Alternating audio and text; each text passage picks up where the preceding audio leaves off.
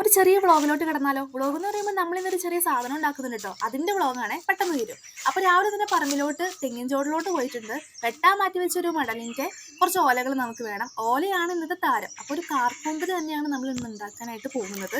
അപ്പോൾ ഈ ഓലകൾ കുറച്ചെടുത്ത് നൈസായിട്ട് കീറി നമുക്ക് പിന്നി കൊടുക്കാം. നൈസായിട്ട് കുറച്ചും കൂടി കീറി കീറി വെക്കായിരുന്നെങ്കിൽ നന്നായിട്ട് പിന്നായിരുന്നു. ഇപ്പോൾ ഒരു ഫ്ലെക്സിബിൾ ഇല്ലാത്ത പിന്നലായി പോയി, സാരില്ല. നമ്മുടെ കാർക്കൂന്തൽ കുറച്ച് വളഞ്ഞും പുളഞ്ഞും ഇരിക്കുന്നുണ്ട് കേട്ടോ. പണ്ടൊക്കെ ചെറുപ്പത്തിൽ ഷാളും മറ്റു സാധനങ്ങളൊക്കെ വെച്ചിട്ട് നമ്മളിങ്ങനെ മുടി പിന്നിയും ഒക്കെ ഇടില്ലായിരുന്നോ? അതാണ് എനിക്ക് ഓർമ്മ വരുന്നത്. അതിൽ നിന്നൊക്കെ ഉരുത്തിരിഞ്ഞു വന്ന ഒരു ഐഡിയ ആണെന്ന് വേണമെങ്കിൽ പറയാം. അപ്പം നമ്മുടെ കാർക്കൂന്തൽ പിന്നി പിന്നി ഒരു ബുഷൊക്കെ ഇട്ട് സെറ്റാക്കി കൊടുത്തിട്ടുണ്ട് കേട്ടോ. അപ്പം എങ്ങനെയുണ്ട്? രസമുണ്ടോ? അഴകാന കൂന്തൽ. കുന്തമോ? കുന്തമല്ലടി, കൂന്തൽ, തലമുടി. കാണുന്നവർക്കല്ലേ എന്റെ മുടിയെ പറ്റി ഭയങ്കര അഭിപ്രായം. പക്ഷെ എനിക്കിതൊരു ഭാരമായിട്ടാ തോന്നണേ.